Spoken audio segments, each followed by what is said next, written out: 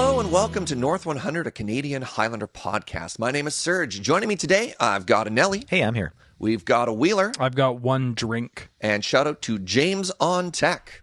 I got no drinks. Basic. Yeah, this sucks. Sorry. Brutal. A reminder that everything we do is brought to you by you with your support of the Patreon over at patreon.com/loadingreadyrun. Maybe with your support, James could finally have one drink. Welcome to our, what's the full name of the set? Tarkir Dragonstorm set review. I just remembered it was Tarkir. I forgot what the subtext was called. A reminder for our set reviews that these are not exhaustive. We do not want to talk about every single card in the set. Only the cards that we think are interesting, will make an impact on the format, or that we think are worth having a conversation about. We're also covering a hand-picked artisanal selection of commander cards. And today we're going to be covering white, blue, black, and red. Without further ado, Wheeler, take it away. Anafenza Unyielding Lineage. 2 and a white for a 2/2 legendary creature, Spirit Soldier, with Flash, First Strike, and whenever another non-token creature you control dies, Anafenza endures 2. Endure is a new mechanic here. Basically, it's Endure N. And so I'm going to use 2 as the example, but it could be Endure 1, it could be Endure 3, whatever. You put N, in this case 2, +1/+1 counters on it, or create a 2/2 white spirit creature token. If this was Endure 1, you would make a 1/1 spirit token and put 1 counter. Pretty straightforward. And very powerful, honestly, especially when it is given to all of your non-token creatures. I like this card a lot. Yep. I like this card in Aristocrat style decks. We had seen cards like Zathrid Necromancer and Rotlung Reanimator, older cards that say whenever a creature of a card type, including itself, dies, you get to replace it with like a 2/2 or whatever. And this doesn't do it for itself, but giving it to your whole team, basically just saying like, hey, if I sack my Blister Pod. Yeah, my Blister Pod, my Doom Traveler, I'm going to get another spirit, or just make Anafenza huge. Yep. Which is kind of exciting. Yep. Also works incredibly well, actually, in some versions of Death and Taxes or Mono White. It is a 3-drop, and it is a legend, but it has Ancient Tomb mana, which works well with your Ancient Tomb and your Soul Ring and your Mana Crypt and all that. And just being able to flash this in combat and gotcha an opponent, because First Strike is a wild ability that they don't print anymore, except for on rares like this, or only when it's attacking. Yeah, and First Strike on your turn or whatever. Yeah, and so in a defensive position, you could play this First Strike and kill their thing on their attacks, and then maybe you blocked elsewhere, and so end of combat this becomes a 4/4. Or you can block, or you can flash this in, block, and then Mono White has a series of creatures that sacrifice themselves to do a thing. That thing is often protecting another creature or creatures, which would then trigger Anafenza. And there are some funny interactions with like Selfless Spirit, where you sack a Selfless Spirit, Anafenza triggers, you make a 2/2, and then that 2/2 is now indestructible. Right. Or you make a 2/2, you don't make a 2/2, you make Anafenza a 4/4 First Striker that is indestructible, which, if you really need a 4/4 First Striker indestructible, I guess that's kind of nice, but that just kills things. The point being, this card's really annoying. Yep. And it's relatively easy to cast. So I'm into it. Yeah, shout out to also just like tempo flash decks, just getting a giant pain in the butt flash threat, right?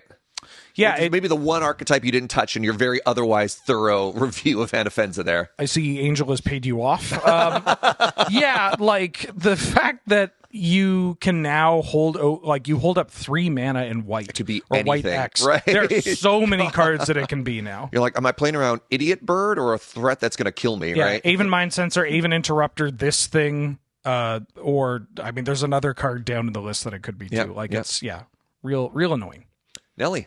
Moving on to Clarion Conqueror, we've got the same mana cost, 2 and a white for a 3/3 dragon. Ooh, affordable dragons. Goodbye, Wheeler. It has flying And get this.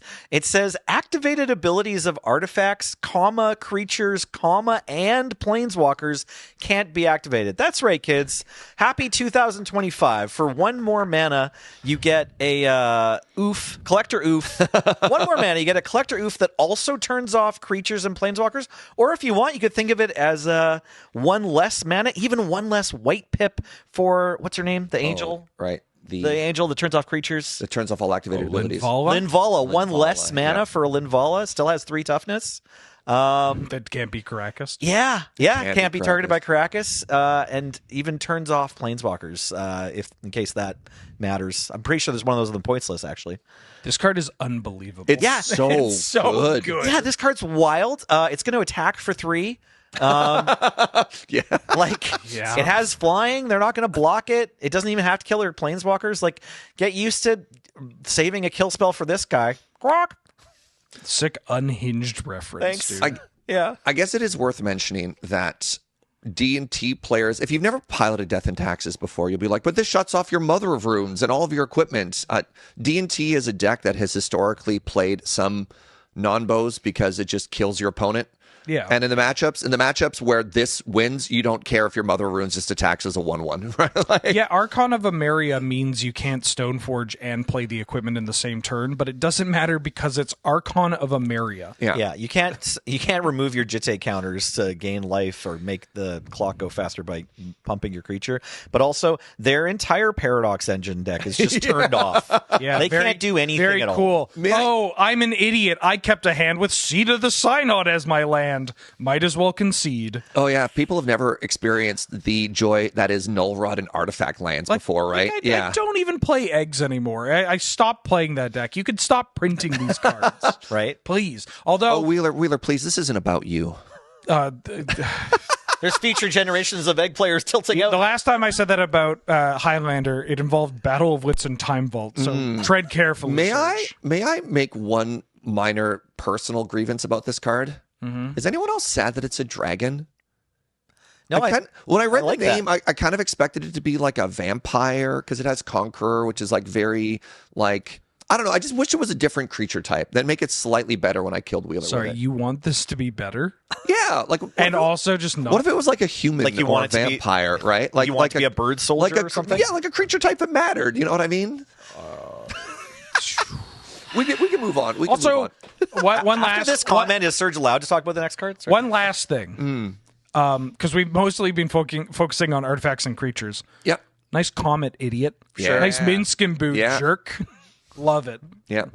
All right, next up, we have Descendant of Storms. This is a 1-mana 2/1 human soldier. Nice. Single white pip. Whenever this creature attacks, you may pay 1 and a white. If you do, it endures 1. So you can put a +1/+1 counter on it, or you can leave a 1/1 white spirit creature token behind. Worth mentioning, all these spirit tokens do not have flying. So this is that weird on-again, off-again, does the spirit fly or not fly that Magic has never really decided on. These are the non-flying variety. Thank you for mentioning that. I definitely, the first Endures card we saw, I was making them fly in my head. Yeah. This is another unbelievably pushed 1-mana 2/1 with nothing but upside. I apologize to our old-school cat enjoyers. It might be time to put them away. Cat? Oh, you can Savannah prize Lion? my Savannah Lions from my cold dead hands, right? I mean, this one is so good. Yeah, this is Clarion Spirit, but you get the option of a +1/+1 You counter. also Usher of the Fallen? I do mean Usher of the Fallen. The first time you attack with this, like you turn 1, play this, turn 2, hold mana up, attack, see if they've got anything, and then either like whatever. I just like the flexibility. The one difference between this and Usher of the Fallen being Usher of the Fallen being a 1-mana 2/1 that is a spirit that poops out humans, but the humans are off a boast activation, which means that you can activate that after you've attacked. After, yeah, you commit to this on attacks, which means that you can spend mana, and then your opponent goes, well, they've spent their mana, I get to do a thing. You know, sorry, that's fair. That's fair. You don't necessarily have as much flexibility as a boast. But it's so hard to throw criticisms to a 1-mana card that grows or makes an army and just happens to have 2 relevant creature types. It's just not strictly better than Usher of the Fallen. Sure. Yeah. Still very All right, good. Wheeler. Elspeth Stormslayer. 3 white for a 5 loyalty legendary planeswalker Elspeth. If one or more tokens would be created under your control, twice that many of those tokens are created instead. +1, create a 1/1 white soldier creature token, which, because Elspeth is presumably still in play, although somebody could kill it in response, this +1 will make 2 soldier tokens. 0, put a 1/1 counter on each creature you control. Those creatures gain flying until your next turn. And -3, destroy target creature an opponent controls with mana value 3 or greater. So this may come as a surprise, because I tend to poo-poo planeswalkers, especially planeswalkers in the year of our Lord 2025. I like this card. Plusing a plus ability that makes multiple blockers is gross, right? Like, Comet's really good for a variety of reasons. One of those reasons is that you just get 2 bodies and a bajillion loyalty. And this is less loyalty than Comet because Magic the Gathering. But, you know, it is similarly annoying. That 0 is busted. Like, that 0 is just, my entire team is bigger and I am going to crunch over the top. I am going to, like, alpha strike and kill you. And then -3, mana value 3 or greater is huge. Very funny that it doesn't kill Psychic Frog, but Abhorrent Oculus, Murktide Regent, Barrowgoyf, like, all of the, like, big threats that we have seen, especially through the past couple of sets, just get got by this card. Except for Clarion Conqueror. Now, No, it kills Clarion Conqueror. No, well, you can't activate the abilities. No, sir. Yeah. Where are you playing this? Obviously, it's good on paper, but does it have a home? Tokens. So tokens. And +1/+1 probably, but yeah. Yeah. Tokens as an archetype has really blossomed in the past couple of years. Yeah. It was, you know, for a long time it was reserved for memes or like, oh, that's the token, like the player that plays tokens. Yeah. Weird to call them the token player, but it's the player that plays tokens, and you're like, yeah, that's their thing. No, it's terrifying, and you can basically do it anyway, as long as you have white. And one factor of these tokens decks is that they're all often on, they're basically all of them are on Triple Mox Ancient Tomb. Some could be on Mox, and then a different spread, but Triple Mox Ancient Tomb is really what they are looking to do, because the cards that they actually, like the individual cards they play are, well, they look like commander cards. And I think this card can slot in it as the top end, whether or not it's 5 mana, play it 0, win the game, or just 5 mana, make some things, and then still win the game. 5 mana, kill your thing, attack, and my jacked rabbit is going to make like 8 tokens instead of 4. Yeah, like there's actually a lot of board states where this card for this mana deals more damage than 4th Aerolingus. Yeah. So like just keep that in mind. Yes. These token decks, they just make tokens so much. Yeah. Yeah, this card, I can't believe, I'm shocked at how much I like a 5 mana planeswalker. Yeah, it is Well, weird, it's funny isn't it? when you attach Pointed Procession as the static ability, Anointed Procession as the static ability to a 5 mana planeswalker. You're like, is this good? You know, one of the most busted 4 mana commander cards in white. Just +1 mana, you get an entire commander attached to it. Anointed Procession was exciting enough that some Highlander players, plenty of Highlander players, were trying it. Yeah. Like I've played it in a deck before. Just like, okay, 4 mana, but it's white, not green. You know. Yeah, I mean, I guess not to keep talking about this card too much longer, but it is worth mentioning that static ability is something that is 4 mana worth of cards, right? Like, that's not nothing. Yeah, you can't get that ability for 2 mana. No, you can't. No. All right, Nelson. Sage of the Skies. 2 and a white again. This 3 mana with only 1 white pip casting cost for a human monk, not legendary, with 2 power and 3 toughness that says, when you cast this spell, if you've cast another spell this turn, copy this spell. The copy becomes a token in reminder text, so get your copy tokens out. And it has flying and lifelink. So as long as you've cantripped, unsuspended, I don't know. Bolt. Taxian Pro, played a Mox. God, imagine this on turn 2? Yeah, Skull Clamp first or whatever. I don't know. Any other spell you've cast, you get 2/3 flying lifelinks. Cool, I guess. Or if you have Elspeth. Sure, you get gross. You get 3. Yeah, exactly. Yeah, so not like a whole lot to really puzzle out about this one. It is a 3-drop, very hotly contested spot, and it's also kind of a weird card to evaluate. Like, which other two power flyers for 3 mana card am I cutting to fit this in? You know what I mean? Like, it's a tokens card, I guess. I don't know. When I was looking at this, my first thought was like Jeskai. Sure. But I don't know if it's good enough to replace other things that are in it, because I'm just thinking of decks that play cheap cantrips, and the best cheap cantrips in the format to me are white, blue, and red. For sure. Now, it pairs super well with white 1-drops, but it doesn't have flash. It's not necessarily, I don't know, it could be a tempo card just because it's like 4 power for 3 mana. Wheeler? I don't think you can evaluate this as a card that you play, I mean, fairly, like as just like a value card. I mean, it is annoying in a Jeskai deck, and maybe I'm underselling it, because making 2 bodies that are 2/3s like this, if you manage to get the copy there, you're still getting something even if they Fury, which is a pretty big get. And the Flyers, great at taking back the initiative and the Monarch and all that stuff, which can be helpful for something like Jeskai. But like it's such a competitive like slot. Like Jeskai has like 2 flex slots now. Sure. And I don't know if this is making it when it's often look at that competing. ancient 2 mana. It's just so easy to splash. It's so easy to splash. Right, but I think, like, to go back to tokens, sure. I think if you are exploring a tokens build, especially one that might only be 2 mana or 2 colors, then this card gets a little more exciting, where I'm not excited for it necessarily just because it makes a token copy. Sure. It's just that's the type of gameplay those decks like. Their strength comes from the fact that nothing you do like trades 1-for-1 with their cards, and they just have anthems or ways of like really pushing damage.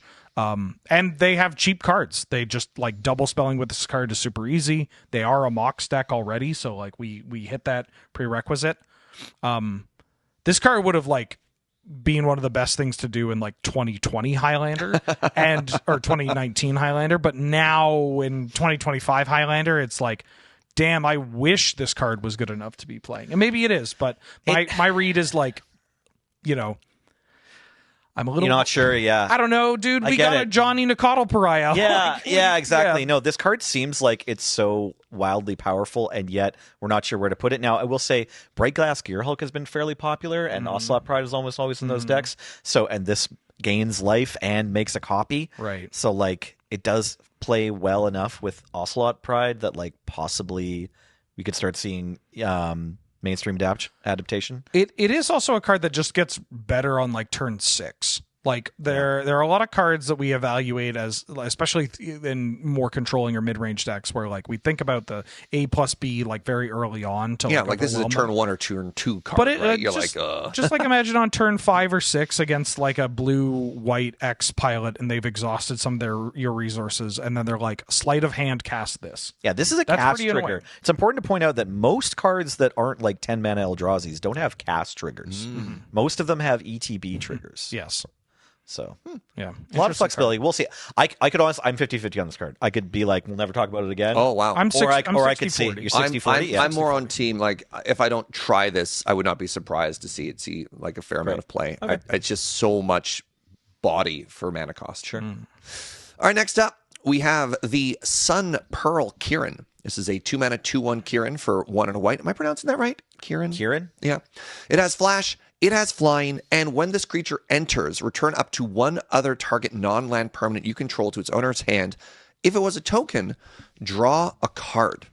So it's funny because when I first started getting back into Magic pretty heavily was around the time of like original Time Spiral, and Sun Mane Lion. White Mane Lion was one of my absolute favorite cards at that time because I just loved that ability. And White Mane Lion had the downside, which did not say up to 1 card. Right. So if you had an empty board, I mean, the amount of players who played that card, especially when like Time Spiral Master came back and like, wait, I have to return it to my own hand. It feels really bad. But that's not what this card is. This card it's fixed. It has flying, which the other one didn't. I mean, Whitemane was a 2/2. This is a 2/1, so slight downside. I like this a lot. It has flash, it has flying, it lets you reset so many powerful ETBs, it lets you dodge removal spells, or you can just play it out. And our format is very heavy in incidental tokens. I mean, even if you just want to like cash in a food token to draw a card or something like that, or if your opponent goes to blow up your construct or one of your other tokens or something like that, or you just want to cash in like a bad trade in combat, you can just return it to your hand and draw a card off it. I don't think it's a massive game changer. I just think it offers a lot of flexibility. I think and the Ephemerate players are going to want to try it, right? It's kind of dope with initiative cards too. Like especially if your opponent has taken it back, where you get to like play this, return your initiative card, untap, hit them, take the initiative, play your initiative card, go through another room of the dungeon. Make sure you do it in that order. Yes, don't do it It doesn't the other way work around. the other way around. If you're autopilot, like trying to play Moto while you also answer your kid's question, and you just play your initiative creature first, then you can't take back the initiative. No one knows from the hard way of doing that, though. Sure, we're just smart enough. Yeah, You know, I saw someone else make We're that trying mistake. to warn you. Yeah. Also, is that the weather light in the background? Don't worry about it. Okay. Wheeler. We have a card from the Commander product. It is Tempest Technique. This is 3 and a white for an enchantment aura that has Storm. Enchant creature you control. Enchanted creature gets +1/+1 for each enchantment you control. So it is a very expensive ethereal armor, or a slightly worse Ancestral Mask in terms of the wattage, I guess. Right. But boy howdy, is this very fun and honestly pretty effective. In like an Enchantress deck that cares about turning things sideways. So like the Sanctum Stompy Bestow Beatdown style decks where you're just loading up on a creature, and those decks draw a lot of cards or can multi-spell quite easily with the help of those are decks that just play a bunch of 1-mana enchantments. They have Sarah Sanctum. They are often on Moxen as well. And so it's not unrealistic to have a spot where this Tempest Technique is going to make 2 additional copies. That is a pretty and that's a reasonable if this is your grounded third spell. Yeah, for sure. And then that's just, with just the Tempest Techniques alone, that's getting +9/+9. Not factoring Assuming in you didn't cantrip off of anything else, or that your first couple of spells were not enchantments. Yeah, this card's dope. Okay, you say attacking for 40 with Argothian Enchantress. Well, I think you'll find Argothian Enchantress as Shroud, my dear boy. Oh no, Verduran Enchantress. Thank There you go. There you go. Right. Yeah, you say attacking for 40 with Verduran Enchantress. And then you say attacking for 400,000 with Verduran Enchantress. Okay. Yeah, those are rookie numbers, Wheeler. Well, we're given 20 life points. That's all I need to get rid of. Yeah, niche card, but honestly very exciting because the 4-drop slot in those decks for the big enchantment you're playing, I always played Sage's Reverie, which is actually from the previous Tarkir block that draws cards and gives +1/+1, but that's a little clunky.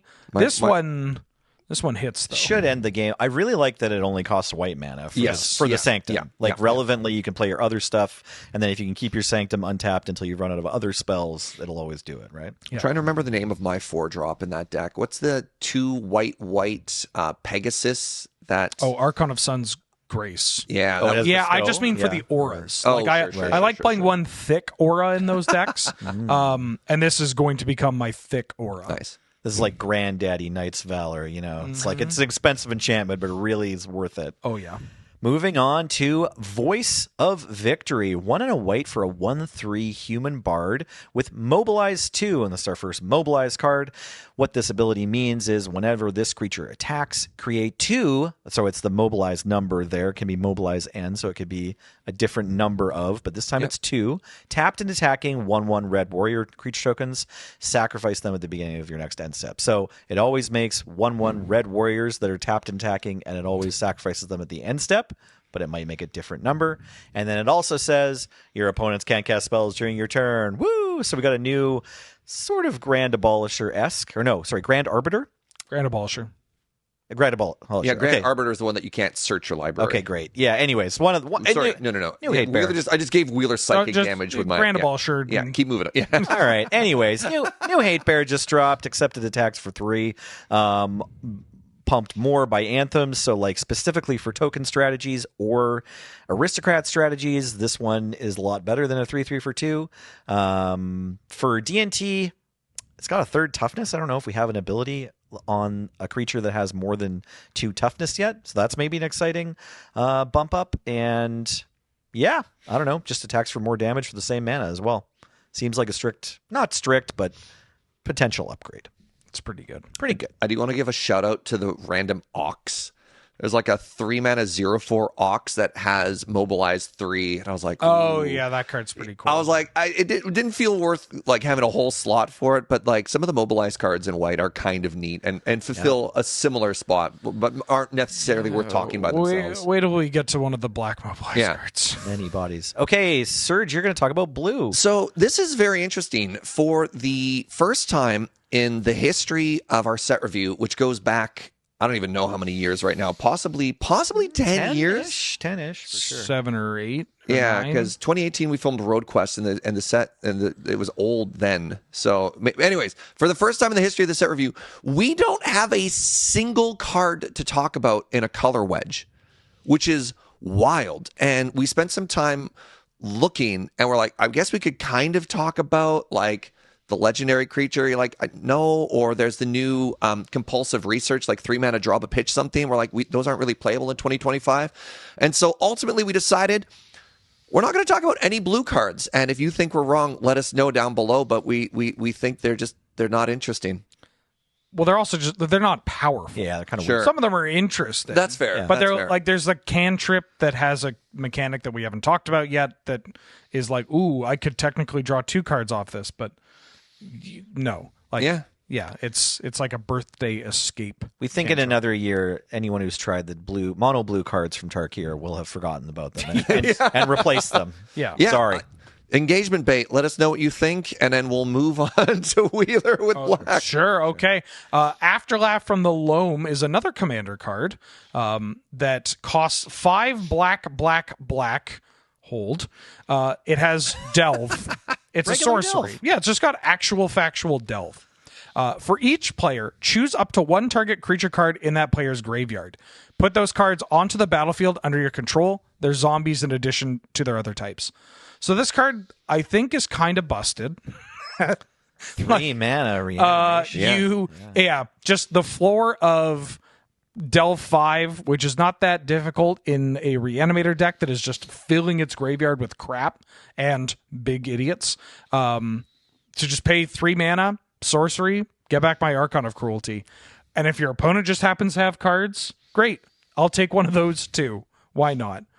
I think in the current meta of people running value reanimate because discard is so powerful and people throwing stuff in their graveyard, this is even better.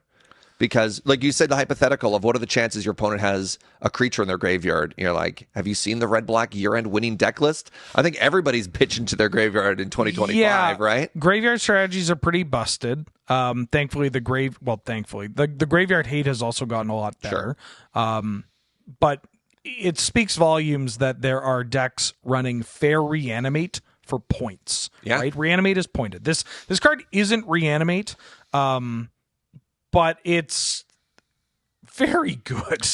You're allowed to pay more than 1 mana for reanimation effect and still be really happy. Yes, Necromancy still sees regular play in reanimation decks. Even the initiative 5 mana one still seeing play this year. Yes, 5 mana from the to reanimate catacombs. a reanimate creature. Yeah. This card's 3 mana, potentially get back 2 things. Where I would honestly if a reanimator deck casts Zombify, like 4 mana, bring it back, nothing else.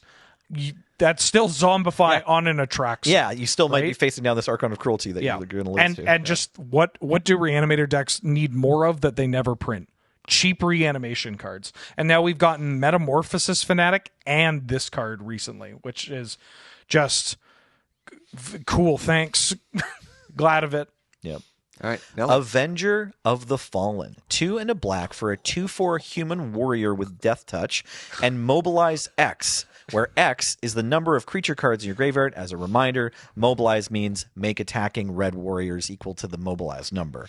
So this is an interesting card. It looks a bit like Preacher of the Schism, which was a card that I initially kind of undervalued because I was like, 3 mana, only 2 power. I don't think I need to worry about the rest. It turns out Preacher of the Schism, the words on it make up for it. It's fine. So, that body, immediately I'm going to be like, is this worth it? Now, we were just talking about everybody loading up their graveyards with creatures.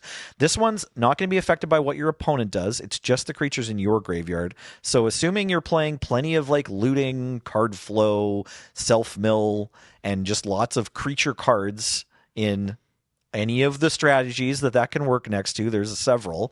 This is a 3-drop that looks to attack for 10 or whatever. And it has Death Touch.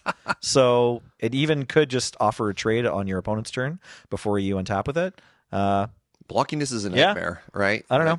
There's a very real chance I'll often have to double block this. So you're attacking for a million and you possibly like 2-for-1ing them. Mm-hmm. And yes, for everyone looking to sacrifice those tokens, they don't get sacrificed during combat. They get sacrificed during the end step. So. My little recurring nightmare brain was just thinking about that interaction, honestly. They're going to be around during your main phase for them, very likely. You know? Yeah, but my opponent's not going to be around during my second main phase. Right, exactly. There won't be a second main phase. Yeah. I'm just dredging myself and attacking with this card. Yeah, Like, sure. Yeah. I honestly, between Afterlife of the Loam and Avenger of the Fallen, I am overdue to revisit Recurring Nightmare as an archetype in 2025. It got so much better.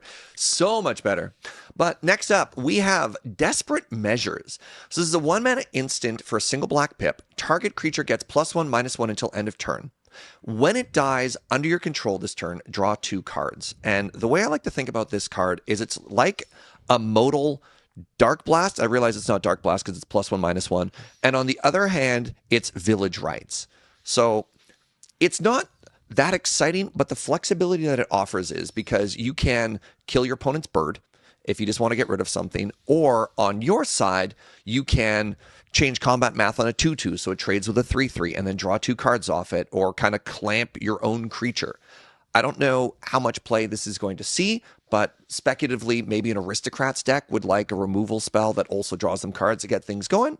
It's cool. It's neat. It's flexible. I think if I'm playing Village Rites and the other Village Rites, Corrupted Conviction, I think I'm playing this one as well. Like, Village Rites are just kind of underplayed in general. And I think this one has a little more certainly more flexibility. But I think this one's a bit more appealing if you're only going to want to play one. Sure. Right? Sure. Yeah. Cool card. Next up, we have Karsi Revenant. 1 black for a 3/3 flying Death Touch lifelink vampire. So it's kind of like a Vampire Nighthawk. Vampire Nighthawk with 1 more power. One more power. God. It also has a new ability called Renew. Thank you. For 2 and a black, you exile this card from your graveyard. And that's Renew. Basically, you pay a cost, exile for the graveyard, do only as a sorcery, then have an effect. Kind of like new Scavenge. Yes. The effect for this is put a flying counter, a death touch counter, and a lifelink counter on target creature. So it's a 3-mana 3/3 Vampire Nighthawk that when it dies, you can later pay 3 and exile it to turn something else into a Vampire Nighthawk. And notably, all of those counters have to target the same creature. Yes, correct. You are loading up on one creature. Brother. I mean, I really want this to be good. At the very least, it's not an embarrassing card to include in a flex slot. And I can see spots where, like, a Rakdos mid-range deck or a black-green deck or something is going to want to play this because, it dies to bolt for sure, but it also, when left unchecked, is just incredibly annoying. And then even when checked, I'm going to make something else incredibly annoying. Yeah. But, like, imagine just, like, growing a thing, like growing an Avora or an Inti. Or just giving your Barrowgoy flying. Yeah. right? Like even if only one of the counters matters. Yeah. But yeah. still, right? Like, Surprised white black vampire's not mentioned. Seems like a pretty good include. Well, as the premier vampire pilot of the format, I would certainly include this because it's a good vampire, and the vampires deck already plays bad. it still has so many bad vampires. It's getting better, but It's not a 2-drop for that deck, but you know what? I'll take anything that is good. It's good. Yeah. Benjamin Wheeler's the premier vampire pilot of the Did format. you see what he did to me with welcoming vampire? Did I hear that right? Oh man, it was a bad day to be Serge Hager. Like, I just love I love Nighthawks, but I love that this card. There must be someone who's seen the Nighthawk fans that's at Wizards R&D, because it's just like, yo, dog, I heard you like Nighthawk. It's dope. I love the kitchen sink. give me all of it. Awesome. all right, Nelly. Rot Curse Rakshasa is a very interesting creature. 1 and a black for a 5/5 demon with trample and decayed. Decayed is back from Midnight Hunt, right? The Innistrad mechanic. It was previously only printed on zombie tokens. Only on right? zombie Yeah. tokens, but it is a keyword mechanic, so it means, as a reminder, that this creature can't block, and when it attacks, sacrifice at end of combat. So that was those Geralf zombies from Innistrad that would just happen once, and you could sacrifice them for something else, or you could attack with them once, and they could never block. So they're this slow, ominous horde of 2/2 zombies that would eventually attack your opponent altogether, usually. It also has Renew, so X black black. When it's in your graveyard, you can exile it from your graveyard sorcery, and it puts a decayed counter on each of X target creatures. Okay, so to review, 2 mana 5/5 trample demon, can't block, dies as soon as you attack with it. It gets to deal damage once. And then in your graveyard, X black black for like weird removal spell-ish, put decayed counters on, assuming your opponent's creatures, but maybe you just need a way to get your creatures off the table. You can now attack with them, and they'll get sacrificed. It's also it's just like graveyard mono black falter. Yes, then Right? they can't Just- block. That's they right. can't block. Yes, relevantly, it removes them from blocking your creatures. That's Yeah. Thank you, Wheeler. Thank you. Yes, that's That's this card. That's the cool part. I don't is know. the not block part. Yeah, like I probably will play this card. I might try to mono black aggro. It's actually weird because to target more than one thing with the renewed ability, you need 4 mana, which is a lot. But like maybe just targeting with 1 is worth. They just take 2 of their lifelink creatures, can't block anymore, and if they attack Yeah. with it, then they die. Yeah. So I legitimately love comparing this to like Vexing Devil. Right? Like if red decks are happy to play 1 mana 4 damage, like it's the same sort of weird math. Like it's a weird burn spell. I don't know. Wheeler, like- Wheeler- I don't- this is like the 3rd time I've said something to they Wheeler. don't play Vexing Devil anymore. Done. The thing is, we learned that Vexing Devil is bad, I unfortunately. mean, Look, I'm guilty of it too, but I think as a whole, this podcast is a little stuck in 2018. Oh, yeah. Like I understand. all peaked. I get why. Yeah. But it's just like red decks are not willing to play Vexing Devil. That's true, Usually. But mono black is not mono red. That color does not have the luxury of playing only good cards and being like, oh, I got an upgrade to shock. Like it's So I love the cycle. This is more boomer magic. The cycle of terrible, overpowered but massive downside demons that Black has had historically. Yeah. Like the number of desecration demons and stuff, whatever. Prism Djinns and whatnot. Yeah, you get a 6/6 with flying and trample, but you can't win the game, Right. or whatever, right? I think this one is, the design space is interesting enough to me that I feel like I could still learn plenty about how this will play out in various decks. So I'm curious about it. It might not end up being powerful enough to make the cut long term. I don't know, man. You think it's okay? I'm kind of surprised you're not like, hell yeah, slamming this in mono black, hitting you for like 5, drawing And then I'm some going to cards. unearth it, It's hit tra- with 5 again. It's tragic, but I have also learned a little bit. Like, I'm still that guy. I'm Yeah. gonna try So it. black-red, you play the demon, you attack, it dies, you unearth, you hit him again, and then you fling it.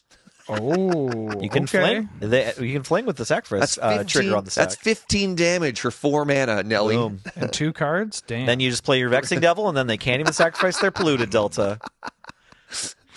All right, shall we move on? Please talk about a card. All Serge. right, next up we have the Scavenger Regent. This is a 4 mana 4/4 dragon with flying and ward 1. Discard a card, which is very cool.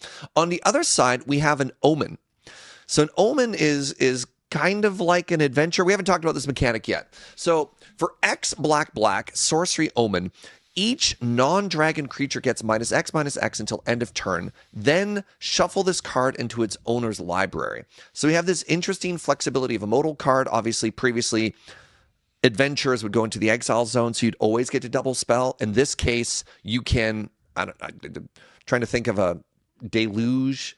Like, what do you call a -X wrath? Languish? Yeah, it's like a mutilate or something. Mutilate, languish. Whatever. Mutilate. Yeah, some sort of sweeper. Yeah. So you get some interesting flexibility. I'm just excited about a 4-mana flying dragon with ward, discard a card with only 1 black pip.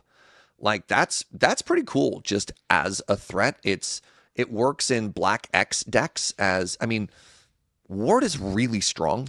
And ward discard a card has the fascinating templating where they have to pay the card and then you could still respond after that. Yes. Right? Like you can counter after they commit to it. Like that is an annoying ward ability. I don't know. I'm high on this. I like it in sort of mid-rangey style decks. It is a 4-drop, but I think it's a pretty threatening. It's a threat that's going to stick around.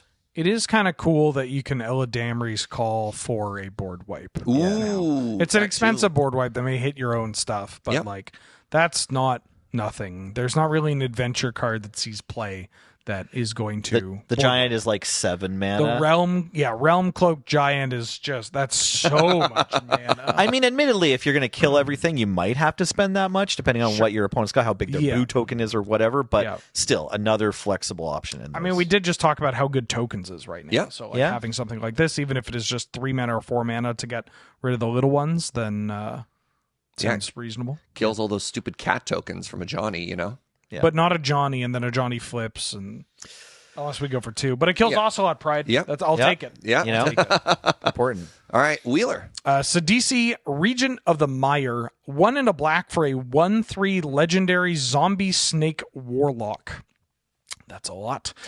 With tap, sacrifice a creature you control with mana value X other than Sidisi. Return target creature card with mana value X +1 from your graveyard to the battlefield. Activate only as a sorcery. This card's dope. Yeah. And powerful. But dope and powerful are different from good. This kind of pulls off like a birthing pod-esque play pattern, but using your graveyard as the resource. It's a 2-mana card, which is, I mean, it does get Caracas, but it's a 2-mana card, so it's less of an issue. I want to really like this, and I would be curious about this card in certain dredge strategies or recurring nightmare style strategies, because there's no mana associated with activating this. Means that is going to be, it's so much easier anytime, even if it's like a 1-mana activation, like that can make or break a turn, especially a turn where you're just like having cards changing zones and wanting to do things. Help me out here. The only previous version of this card that I can think about that had this was 4 mana. It was like a 4-mana 2/2 or 4-1 1/1. It wasn't Graveyard Keeper, but it was like Graveyard something. It had a tap ability: sacrifice a creature you control, return a creature you had from your graveyard to play. Well, there's Hell's Caretaker. Hell's Caretaker, which is from Legends. There's like a 4-mana 1/1. 4-mana 1/1. You can do it only during your Only upkeep. during your upkeep. Yeah, and I love. I mean, Magic Boomer. I love that card, and I always wanted to make it good, and it was always so bad. And seeing that design space, I mean, it has a limitation where you have to pod it like this, where Hell's Caretaker could do anything from your graveyard, but with a much stricter time requirement. I'm very excited about this. Yeah, it's... I mean, when it has popped up, like there's a Whisper from Dominaria, which is kind of similar. But when it pops up again, it's usually at a more expensive mana value. Yep. And it's just a 2-drop. There's just so much leniency could be given to 1-drops and 2-drops. And that one thing I haven't even mentioned, it's a 2-drop zombie. Anytime a good zombie comes up, we talked about it in the Aether Drift review. Yeah. I only care about it if it's 2 mana. You could print out, like, there was like a pretty good 4-drop zombie where I'm like, yeah, this is pretty good. I might play it. But at the end of the day, who cares? It's a 4-drop. Of course it's good. This is a 2-drop. Yep. That's the biggest issue with zombies, is that your 2-drops are like, Right. And this one's like totally reasonable to get into play. I am excited to play with this card. Go zombies. Moving on. Well, yeah. With the same energy know, as yeah. Go Birds, like Yeah. a Canadian cheering on an American football team, Yeah, right? Like, absolutely. Well, I remember we said the same thing with Zola Asher and Foundations. It was like, 2-drop zombie. 2-drop zombie. It's all and I need. they're stacking them up. Maybe it's the year of the zombies.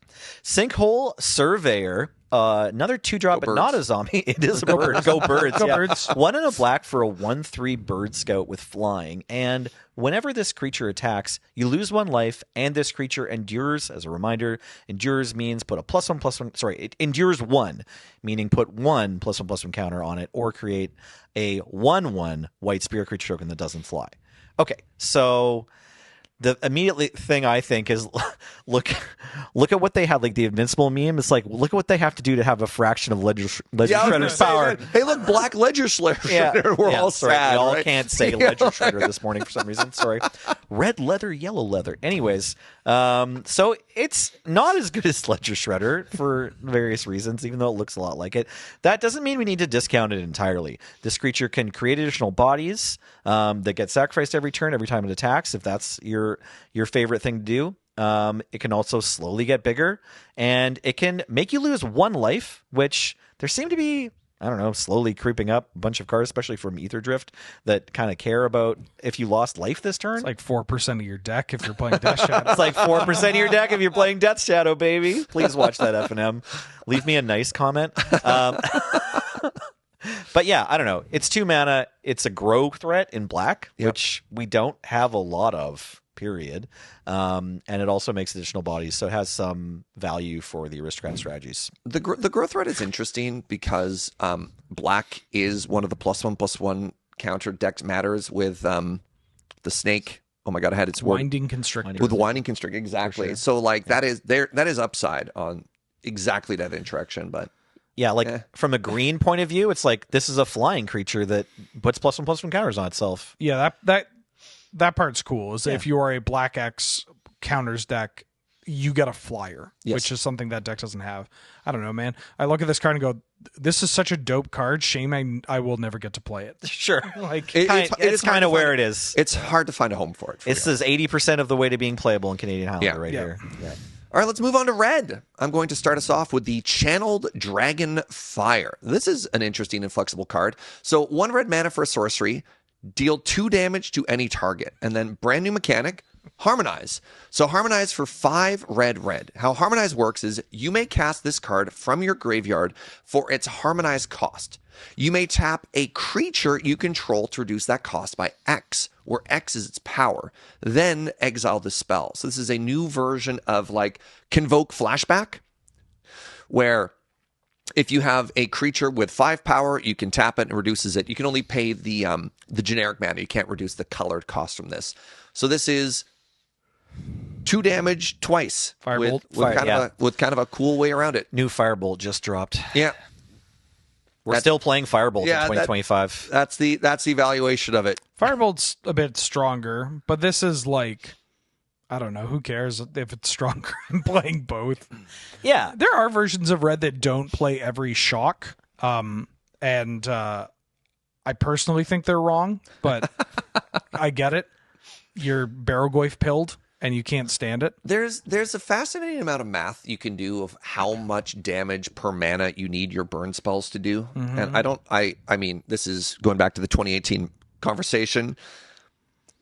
I remember burn players literally doing that math of like, okay, if it costs 1 mana, it has to do X. If it's 2 mana, it has to do X plus 1 or whatever. And your break point's at 3 where it had to do 4 damage, right? You couldn't do 3 mana for 3 damage. Yeah. I don't know what that math looks like in 2025, but I guess our vibe math, napkin math is this is good. Yeah, it's just the next to the prowess creatures or the gutter snipe family of creatures that care about you casting a spell and then your opponent takes damage. The fact that you get to put the spell on the stack twice, even if it's way later in the game, allows it to be included. Makes it playable. Mm-hmm. Wheeler. Yeah. Yes. Hello. Corey Steel Cutter here. 1 in a red for an artifact equipment that says equipped creature gets +1/+1 and has haste and trample, and then has flurry. Flurry being, I guess, a keyword ability that you might be familiar with. It's just whenever you cast your second spell each turn, blank. The blank in this case is creating a 1/1 white monk creature token with prowess and the option to attach this equipment to that token. And then equip cost for 1 and a red. So 2-mana equipment, equips for 2, gives trample and haste, and then if this is your second spell, which is pretty likely in decks that care about equipment, they have a bunch of cheap creatures or they have a bunch of cheap equipment tutors, can come with a body and this attached. I think I like this card. It does fit nicely into my approach to the red-white equipment deck in that it is more value-oriented and very annoying. And so just like anytime you can have an equipment that also comes with a body, that's great. The fact that this equipment gives trample and haste is huge. Unreal. Even though the equip cost is, an actual cost associated with it. I don't think I'm playing this basically anywhere else. I'm not super excited to play this in a deck that cannot reliably tutor for it. Not too excited to play this in something like medium red or red deck wins. But if I am playing a deck with Steel Shaper's Gift, a deck with like Mother of Runes, Giver of Runes, and those kind of protective elements, then I'm into playing this card. Yeah, there's that line of your second spell per turn. You're like, Ledger Shredder does that. Therefore, I want to put this with my Ledger Shredder. And you're like, well... I think if you have a Stoneforge Mystic in your deck and like there are a lot of sweepers in your meta, this is the only equipment I think they've ever printed that produces multiple bodies. Yes. There's all the living weapons and Firmiridan cards, so they're great. But this one... Yeah, those are on ETB. This is, this one threatens to keep pooping out monks. Yeah.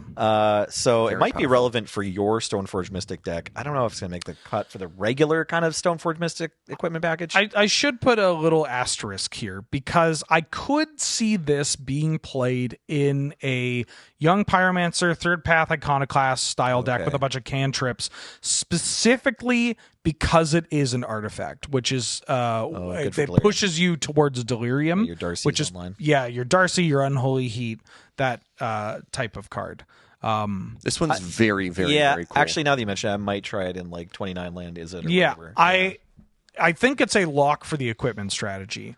Outside of that, I can see a world where you want to play this, but you really need to like be able to reliably double spell. If you're just like, I double spelled once and got a monk, then I'm not into it. But if I'm like thought scouring, then yeah. Can I cook for a second? Sure. Go off, King. Is there a new equipment strategy somewhere where we haven't explored before, where you're really taking advantage of all the utility equipment they've been printing lately? Like, we're all playing pre-war formal wear. But there's the Guardian armor. There's the chainsaw in Guardian armor from Foundation. It's a 3-mana one that flash makes it indestructible. Celestial armor. Celestial armor. Thank you. There's the chainsaw from Duskmourn. Like, there's actually some really, really interesting utility that's coming from this.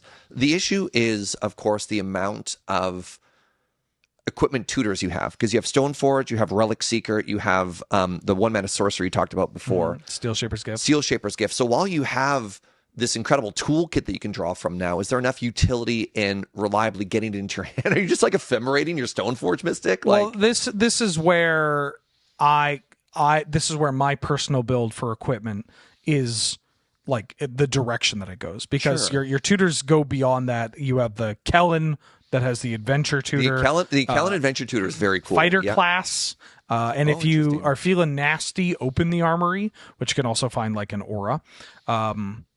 But yeah, that is the direction of utility and annoyance, right? Not just like beep beep, you're dead. Yeah, think about what equipment does as a whole. It modifies creatures so that no matter what you have, you have a threat or you have some additional value. And so what if we took that mindset and just really ground that down, right? Like just made it so it is an archetype that is just so goddamn annoying and has so much flexibility, right? Your tutor, like you keep these tutor chains, right? I'm thinking Ruin Your Evening Armory Edition. Yeah, kind of. I mean, that's not like when people think Ruin Your Evening, they think like, oh, Soul Warden and Spore Frog style cards. But realistically, those decks are just a form of lower curved mid-range that look to lock out the opponent or make it so that they can never trade profitably, right? Like they're less pressure oriented than like a Tarmogoyf Siege Rhino style I mean, again, boomer reference, but you get what I mean. Like, Yeah, they're less yeah, pressure oriented, and they're more just like, no, dude, your cards just don't matter. Like, what are you going to do? Kill my Guidasouls for the third time? Too bad. I'm going to bring it back again. And that's kind of the avenue that this style of deck goes down. Like the equipment deck. I'm cooking so hard right now in my brain. I am. Okay, well, we're going to take Serge to the hospital, but first, let's talk about Fleeting Effigy, a 1 red mana 2/2 elemental. Yeah, that looks like a logo for a shoe company. It has haste, and at the beginning of your end step, return this creature to its owner's hand, only if it's still on the battlefield. And it has weird fire breathing. For 2 and a red, it gets +2 power until end of turn. Yeah, you can put 3 mana into it to deal 2 more damage. Yeah, I don't know. Important new member of the Goblin Guide family or Reinforced Ronin. There was a card. There was a Viashino Sandstalker or something that you played. Zergo as well was kind of weird like this. The dash, Zergo. Yeah, dashing Zergo costs 2 mana, right? Same as Ragavan. Costs 2 mana. Right. So there's Ragavan and Zergo and Reinforced Ronin. There's I think Lightning Ranger? Frostling or whatever. Yeah, or Lightning Berserker. There was one from the previous cons block with dash that had fire breathing that would occasionally. And that was a Could 1 you drop. compare as well, this right? to actually like early ball lightnings, like the 1 mana cycle, 1 mana 3/1 haste trample like sacrifice? Spark Elemental. Spark Elemental, right? So like, yeah, kind of. Yeah, for sure. That's they're all part of the family of ephemeral creatures, right? Spark Elemental, if you're curious, 3/1 for 1 red with haste and trample, but you sacrifice at the end of the turn. This one you can keep casting. The first time we saw this ability was, I think, Viashino. I can't remember what kind of Viashino it was, but like there's 1 several. red for a 4/2. Viashino Sandstalker. That's Sandstalker, and that one saw a bit of like serious play. Genuine play. Yeah, and I played it in like casual decks before Highlander was even a thing for me. But that one's 3 mana 4/2. So on rate, this one's a 1 mana 2/2. Now that was 20 years ago, so we've come a long way. This card's great. But yeah, this card's pretty exciting. Only ever costing 1 is like a pretty big step down from 2, because the kind of play patterns you want involve like, okay, this is sort of like a tax on my mana every single turn. It's like I've sinkholed myself, but now I have this 2/2 that has haste, and so it's like, as long as I keep paying it, then it had haste the first turn, and it also gets to keep attacking every turn after that. But also, you're casting a spell. And we've seen already in white and red, but there's other cards that aren't from Tarkir or Dragonstorm that care about you casting additional spells. It is a creature, so it's not a non-creature spell, but there's other cards that care about you casting 2 spells a turn, so this turns that on super well. There's plenty of cards that care about creatures entering the battlefield, like Gala Greeters from New Capenna. Yeah. And so it works well in a bunch of weird situations that will force you to kind of come out of your shell when you're thinking about creatures as your deck building. This might be an upside, not a downside. Exactly. Yeah, you can use this ability. You might even have games where you end up casting it, not attacking, and then just so you can cast it the following turn. Like the floors that we're already playing a very similar card to this in the Reinforced Ronin, and we would want more. And this has, like, Reinforced Ronin, you can cycle when that 2/2 body is no longer relevant. But the Fleeting Effigy has I'm not really relevant on the board as a 2/2, but am I more relevant on the board as a 4/2? And that's kind of nice. Not to mention, not being an artifact means they're less, like, it's just less vulnerable. Right. It's a little worse at turning on your Darcy in the same deck, but it's got this other flexible aspect to it. I'm surprised Serge hasn't mentioned this card with, like, Risen Reef, where you get to... I was going to get that. It's an elemental. Yeah. I was look. I didn't want to jump in with my weird niche elemental thing, but I was going to get there. Yarok Commander players, You can pitch it to Fury. Which commander do I play 4-color in now? Yeah.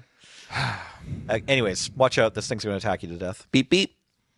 Next up, we have the Magmatic Hellkite. This is a 4 mana 4/5 dragon for 2 red. It has flying, and when this creature enters, destroy target non-basic land an opponent controls.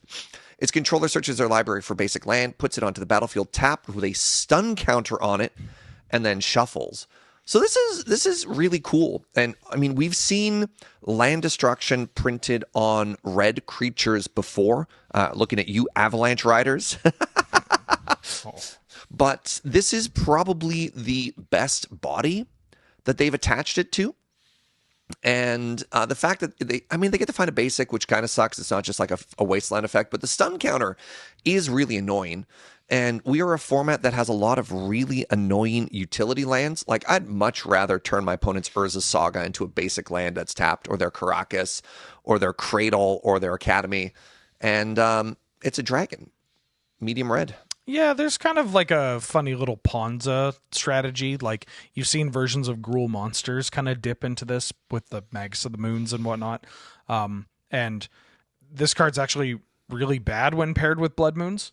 But, Sure. the overall theme of, like, I'm going to muck with your mana, and also here's a 4/5, especially because there's redundancy. We have Krenko's Buzz Crusher Yes. from MKM and Obsidian Charmaw from MH2, which are both like reasonable cards that can come down as 4-drop cards ahead of schedule that mess with people's mana. Like, For me, this one's a strict upgrade from Buzz Crusher because you really do get one turn of Avalanche Riders, Yeah. right? Like Avalanche Riders, if you don't play Highlander, like it's in a really weird spot in terms of its like history with the game. It might be completely done, but like probably, but like it took a long time of like, no one plays this to then, oh no, someone figures out another home for it with the new card drops, and now the mana curves are a bit different, or everyone's playing 3-color or 4-color now, so like it's more relevant. Like it took a long time before we're sort of like, okay, Avalanche Riders, you tricked me enough times, right? And so it's just because that ability is so rare and relevant. Like, creature destroys land, less than 5 mana still, so it can come down in an early part of the game and mess your opponent's mana up such that you can gain enough of advantage on that to try to win the game.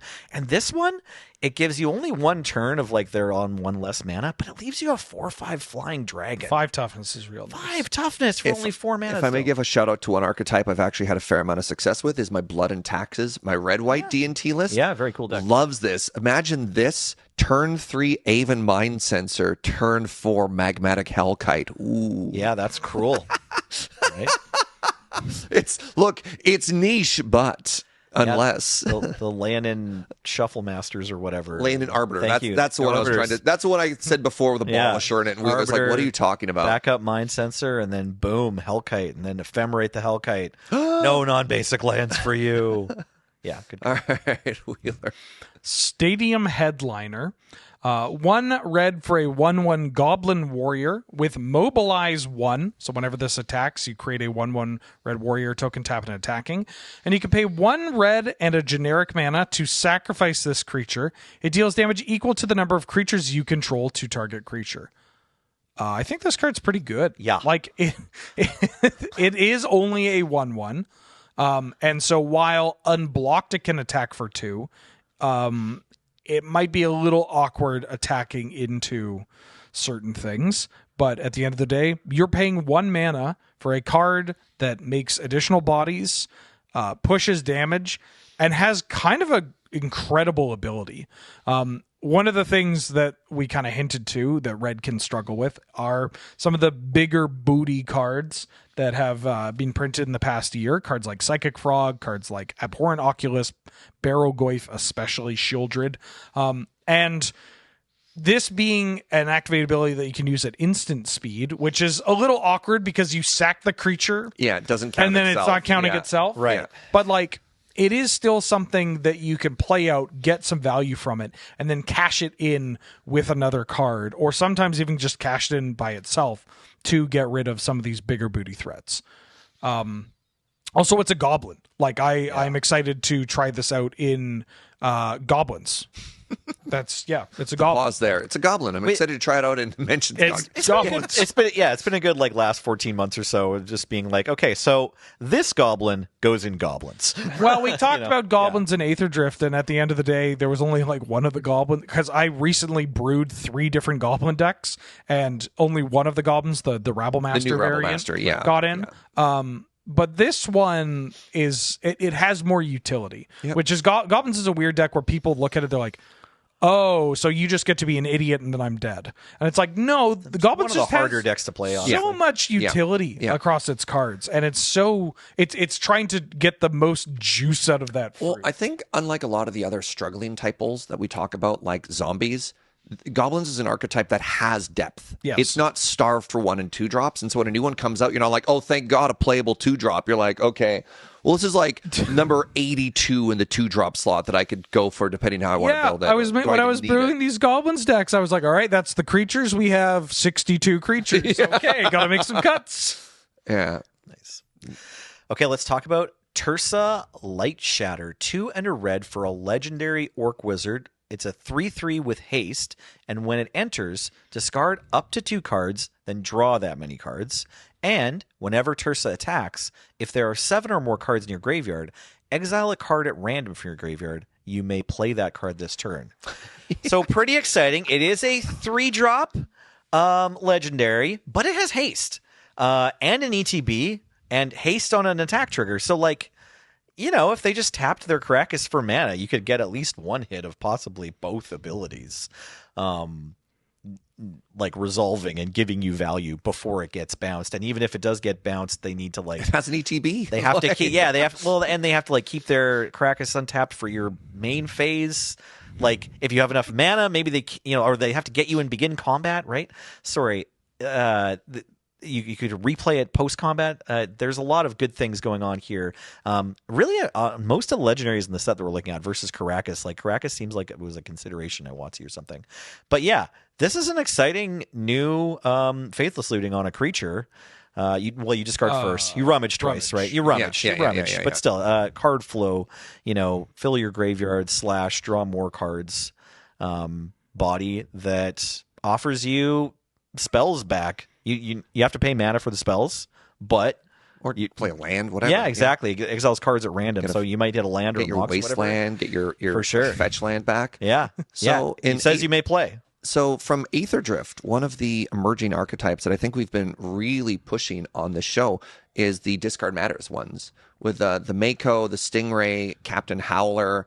I mean, this goes up there with the Psychic Frog deck, the Discard Matters card, like Veronica, any of those. It's so funny to be like, oh yeah, this archetype is very real and getting increasingly pushed, and we get this, which seems like such an easy shoo-in in that deck. Inti, Lelia, Tursa. Right? Yeah, I was going to say, so many words for a card that could be summarized in, I would play it in the deck that won the last year's, like, World Championship equivalent easily, right? And it would slot into the one of the strongest burgeoning archetypes in the format. Yeah, like this card's dope. Like Avora into this card.